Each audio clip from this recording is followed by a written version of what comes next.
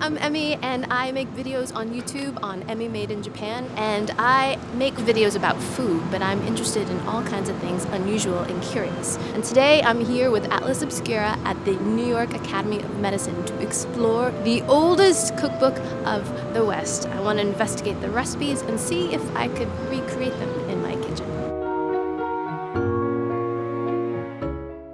Hi. Hi, Arlene, Emmy. So nice to meet you. Good to meet you. Oh, welcome to the Rare Book Room at the New York Academy of Medicine. Look at this place.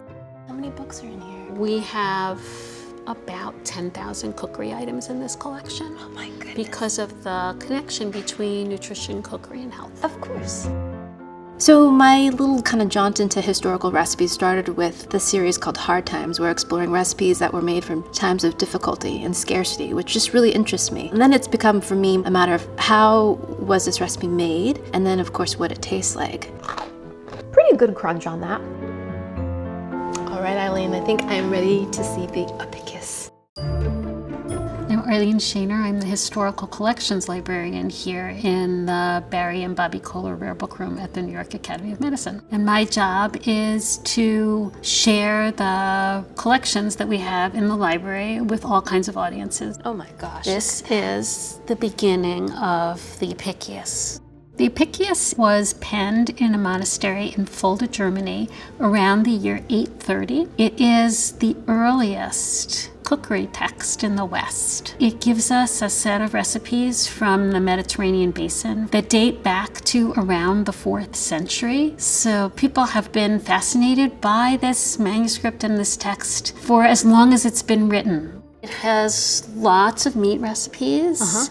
Using pork, using hare, using poultry. Then there are animals that we probably wouldn't eat, like dormice. So for people who don't read Latin, Like me. there's help.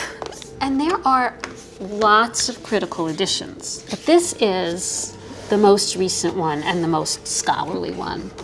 So this was a compendium of recipes, but Yes. you would have to be a learned person to be able to read them. Well, you would have to be able to read them, but they're not recipes really the way we think of recipes. We have, Oh my gosh. basically sauce for flamingo.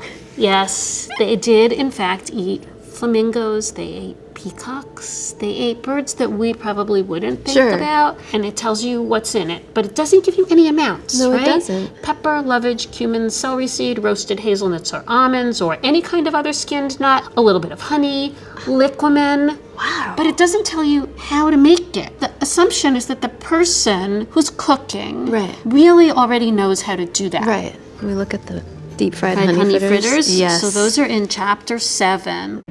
So I think I've isolated it down to a deep fried honey fritter recipe. That sounds amazing because it's just deep fried dough with honey and pepper. Recreating recipes from this text can be a little bit challenging. The recipes don't really look like the kinds of recipes that we are used to.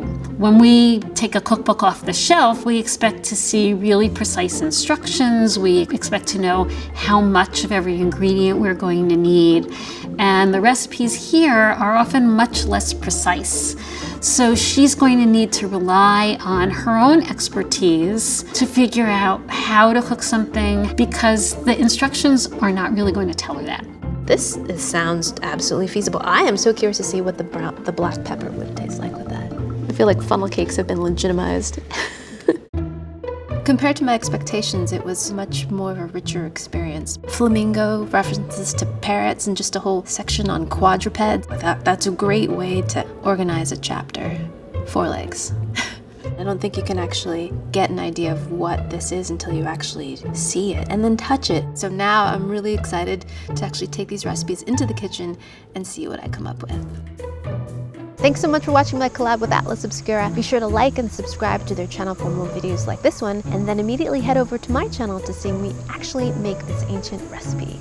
Look, that's gorgeous. Looks like cereal, but it's not. It's ancient fried dough.